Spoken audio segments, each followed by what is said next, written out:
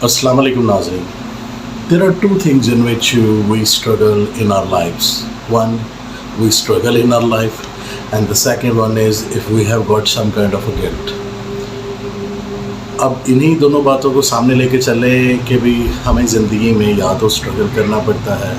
या कोई ऐसे गिल्ट होते हैं लाइफ में जो हमने ज़िंदगी में जिन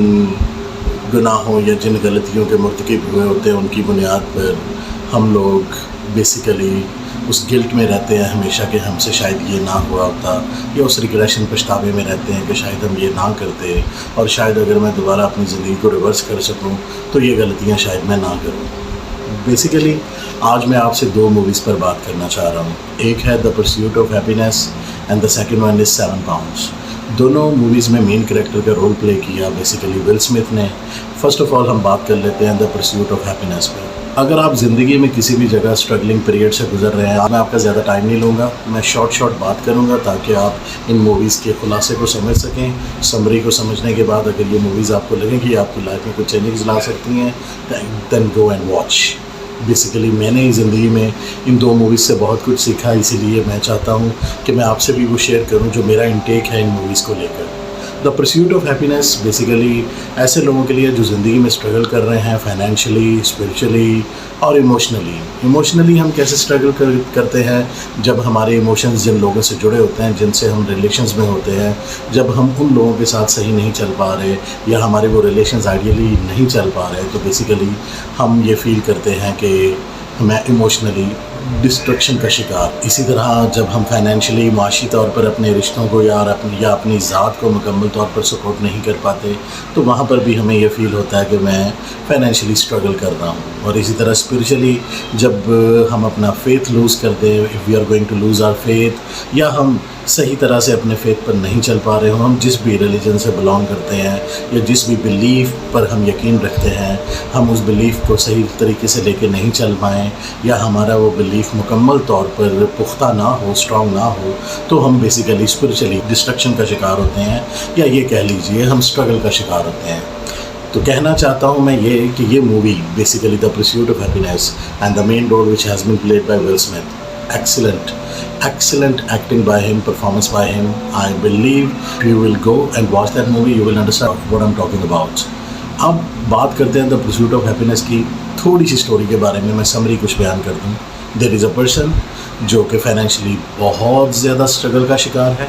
इस स्ट्रगल जो फाइनेंशियली जो माशी तौर पर वो चल रहा है स्ट्रगल में, इसी स्ट्रगल का नुकसान उसकी ज़ाती ज़िंदगी पर, उसकी अपनी बीवी और अपने बच्चे की लाइफ पर भी इफ़ेक्ट हो रहा है, असरअंदाज हो रहा है, और इसी तरह उसकी जो रूहानी जर्नी है, रूहानी सफ़र है, उस पर भी बहुत ज़्यादा इम्पैक्ट कर रही है ये फाइनेंशियल प्रॉब्लम्स। अब वो एक सेल्समैन है, उसे मुख्तलिफ़ जगहों पर जाकर एक पुरानी सी एक्सरे मशीन है जो बेचनी है, और उसमें एक मखसूस किस्म का उसके पास प्रॉफिट मार्जिन होता है, वो गेन कर पाएगा। और इसी तरह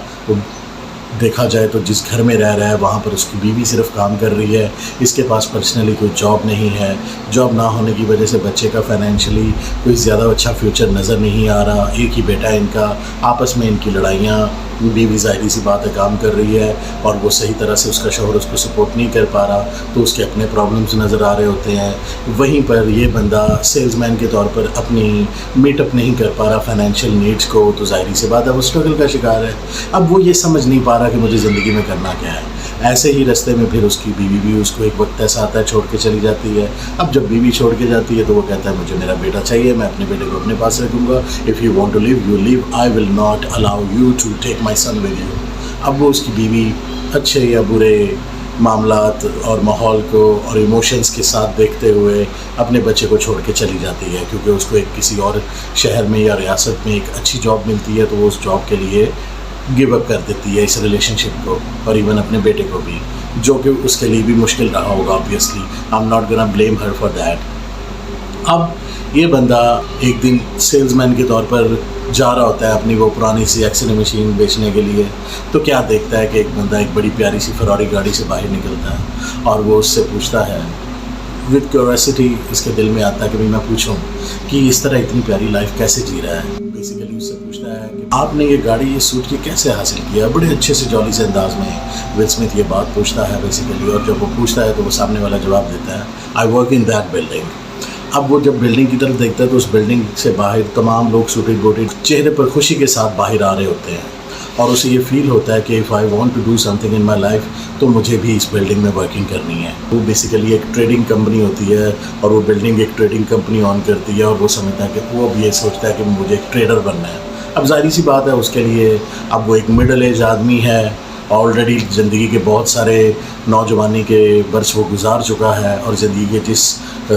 ایئرز میں پہنچ چکا ہے، 40+ ہو چکا ہے، اس میں زندگی میں دوبارہ زندگی شروع کرنا اس کو بہت مشکل، کسی بھی ہم جیسے اسٹرگلنگ جو ہمارے درمیان گزرتے ہیں 40s کے بعد، تو وہ سمجھتے ہیں کہ اگر میں زندگی میں کچھ اب تک نہیں بنا پایا تو میں آگے بھی نہیں کر پاؤں گا۔ یہاں پر رک جائیے، میں یہ بات ضرور کہنا چاہوں گا، یہ ریالٹی آپ سے شیئر کرنا چاہوں گا کہ زندگی میں عمر کاؤنٹ نہیں کرتی، آپ کا پیشن اور آپ کی کنوکشن کسی بھی مقصد کو حاصل کرنے کے لیے کاؤنٹ کرتی ہے۔ یہی چیز آپ کو اس مووی میں دیکھنے کو ملے گی۔ ابھی بھی اسٹرگل ختم نہیں ہوتی، اس کا گھر جس گھر میں وہ رہ رہا ہوتا ہے اس گھر کا رینٹ ڈیو ہوتا ہے، گھر کا اونر ان کو نکال دیتا ہے، یہ اپنے بچے کے ساتھ ایک سرائے میں سونے کے لیے لائنوں میں لگتا ہے، کبھی سرائے میں سونے کا موقع ملتا ہے، کبھی ٹرین کے اسٹیشن پر سونے کا موقع ملتا ہے، اور اسی دوران ایک جاب انٹرویوز آتے ہیں اسی بلڈنگ میں۔ اب یہ جاب انٹرویو کے لیے تیار کرتا ہے، اس کے پاس صرف ایک ہی سوٹ ہے، وہ سوٹ پریس کرتا ہے بہترین سے، اور یہ وہ وہاں کی تیاری کرتا ہے، تو ایسا ہوتا ہے کہ پھر یہ اس کی کوئی پارکنگ ٹکٹ ہوتی ہے چالان کی، جو کہ اس نے بھری نہیں ہوتی ٹریفک میں، اور اسی کی وجہ سے یہ جب وہ پے نہیں کر پاتا تو اس کو ایک رات 24 گھنٹے کے لیے تھانے میں رات گزارنی پڑتی ہے، پولیس اسٹیشن میں۔ اب پولیس اسٹیشن میں جب رات گزارتا ہے یہ پیسہ کمانے کے لیے، اس سے ایک دن پہلے کہیں پر جس دن اسے گرفتار کیا جاتا ہے، یہ ڈسٹیمپر پینٹ کر رہا ہوتا ہے کسی کا گھر for the wages, I have to make a living to by doing something, کیونکہ میرا بیٹا بھی ہے۔ اب یہ جب وہاں سے آزاد ہوتا ہے اور انٹرویو دینے کے لیے جاتا ہے تو نہ اس کے پاس سوٹ ہوتا ہے نہ اس کے پاس ٹائم ہوتا ہے، یہ اسی ڈریس میں۔ اب آپ یہ اندازہ لگائیں کہ ایک بندہ بیسیکلی جیل سے چھوٹتا ہے، اس کے پاس اب یہ اندازہ لگا لیجیے کہ کسی قسم کے پیسے بھی نہیں ہیں اور ٹائم بھی نہیں ہے کہ وہ گھر پہ جا کے اپنا سوٹ بدل سکے، وہ فوراً اپنے جاب انٹرویو کے لیے پہنچتا ہے۔ تو کوئی بھی بندہ انٹرویو میں اس کے چہرے پر وہ جو پینٹ کرنے والی پینٹ ہے وہ بھی لگی ہوئی ہے، اس کے جو کپڑے ہیں وہ بھی پینٹ سے بھرے ہوئے ہیں، ایسی صورت میں جب وہ بندہ، آپ اندازہ لگائیں، انٹرویو دینے کے لیے داخل ہوگا انٹرویو روم میں جہاں پر سب لوگ سوٹڈ بوٹڈ ہیں اور جو انٹرویو دینے والے ہیں وہ بھی اچھے سے سوٹس میں آئے ہیں، تو اس کا امپریشن کیا پڑے گا؟ لیکن that impression was some thing different, اور لوگوں کو ڈفرینٹ چیزیں بہت پسند ہیں۔ آؤٹ آف دی آرڈنری کچھ بھی ہوگا، غیر معمولی کچھ بھی ہوگا، وہ لوگوں کو اٹریکٹ کرتا ہے، چاہے وہ بھدا سا بھی ہو۔ یہ ان سوٹڈ بوٹڈ لوگ میں ایک دفعہ تو ان کی ٹینشن ڈریسنگ سینس کی وجہ سے بھی ان کی اٹریکشن حاصل کرنے میں کامیاب ہو جاتا ہے۔ ان سب انٹرویورز کا جو اس کا انٹرویو لے رہے ہوتے ہیں وہ بورڈ بیسیکلی اس میں دلچسپی ظاہر کرتا ہے، انٹرسٹ ظاہر کرتا ہے کہ یہ کون ہے، کہاں سے آیا ہے، لیکن ان میں سے ایک ایسا انٹرویور بھی ہوتا ہے جو اس کو پرسنلی پہلے سے جانتا ہوتا ہے۔ اب یہ وہاں انٹرویو دینے جاتا ہے، انٹرویو دیتے ہوئے بیسیکلی یہ کچھ زیادہ اچھا نہیں بول پاتا، وہ ان سے پوچھتے ہیں کہ اس کی اچیومنٹس کیا ہیں، تو یہ کہتا ہے کہ میں نے FA تک پڑھا ہوا ہے اور اس میں نے اپنی کلاس میں فرسٹ آیا تھا۔ وہ جب پوچھتے ہیں کہ کلاس میں کتنے بچے تھے تو وہ کہتا ہے 8، تو وہ کہتا ہے 8 کی اسٹرینتھ میں، وہ مسکراتے ہیں کہ 8 کی اسٹرینتھ میں فرسٹ آئے ہو۔ اسی طرح یہ بھی بولتا ہے کہ بھی جب یہ پوچھتے کہ اس ڈریس میں کیوں آئے ہو، تو یہ بولتا ہے یہ میں کافی دیر سوچتا رہا، باہر بیٹھا ہوا 1 گھنٹہ، جب میری انٹرویو کی کال نہیں آئی، میرا نام نہیں بولا، کہ میں کیا بولوں گا، میں کیا جھوٹ بولوں۔ لیکن آخر مجھے میرے دل میں آیا کہ میں سچ بتاؤں، میں پچھلے 24 گھنٹے سے ایک پارکنگ ٹکٹ کا چالان نہ پے کرنے کی وجہ سے پولیس اسٹیشن میں تھا، اور وہاں انہوں نے مجھے اریسٹ کیا ہوا تھا۔ جیسے ہی انہوں نے مجھے چھوڑا، میرے پاس ٹائم نہیں تھا، تو میں ڈائریکٹ یہاں پر انٹرویو دینے کے لیے آ گیا۔ جب یہ کچھ زیادہ امپریس نہیں کر پاتا اس انٹرویو میں، لیکن آخری 2-3 باتیں اس کی بہت امپریس کر جاتی ہیں۔ I'm not sure I know every answer, but there is a way that I will find the answer. I mean, وہ کہتا ہے کہ یہ ضروری نہیں ہے کہ مجھے ہر جواب کا پتہ ہو جو سوال آپ مجھ سے پوچھیں، لیکن میں اس بات کا آپ کو یقین دلاتا ہوں کہ I will find the answers. مجھے اگر کسی سوال کا جواب نہیں پتا تو مجھ میں جو کیوریاسٹی ہے کہ میں اس کا جواب ڈھونڈ سکوں، اور میں اس کا جواب ڈھونڈتا ہوں۔ پھر اسی طرح اس کا اسٹرگلنگ پیریڈ چلتا رہتا ہے۔ وہ انٹرویو میں اسے ہائر کر لیتے ہیں، لیکن ہائر کرنے کے بعد اسے پتہ چلتا ہے کہ 6 مہینے کی انٹرنشپ ہے، انٹرنشپ میں کچھ پیمنٹ نہیں ملے گی، اس میں تیاری کرنی پڑے گی۔ تیاری کرنے کے بعد جو لوگ ٹیسٹ دیں گے ان میں سے صرف ایک بندے کو ٹریڈنگ کمپنی میں رکھا جائے گا، پھر اس کے بعد کہیں جا کر اس کو جاب ملے گی۔ اب یہ باہر آتا ہے تو کنفیوزڈ ہوتا ہے کہ میں کیا کروں، مجھے یہ جاب کرنی چاہیے یا نہیں کرنی چاہیے۔ मैं बस यहीं पर इस कहानी की स्टोरी को रोकता हूँ और सिर्फ आपको ये बताता हूँ इसके बाद एक लंबी स्ट्रगल है अपने बेटे को संभालना। वो ये जॉब के लिए यहाँ बोल देता है, इंटर्नशिप करना, इंटर्नशिप के बाद तैयारी करना, तैयारी के बाद हायर होना, और इस तमाम प्रोसेस में से कौन कौन से स्ट्रगलिंग पीरियड से गुजरना पड़ता है। वो स्ट्रगलिंग पीरियड हम सब के लिए एक लेसन है, एक सबक है, ये सीखने के लिए, जानने के लिए कि ज़िंदगी इतनी आसान नहीं है। अगर हम अपनी जगह पर बैठकर कंप्लेंट्स कर रहे हैं लाइफ से, तो क्या वो बंदा कंप्लेन कर रहा था जो स्ट्रगल कर रहा था और आखिरकार कामयाबी उसके हिस्से में आई उस स्ट्रगल के बाद? Don't have to complain for whatever you are facing in your struggling period. आप अपने स्ट्रगलिंग पीरियड में जो कुछ भी फेस करते हैं, आप उसकी शिकायत नहीं कर सकते। आपको उससे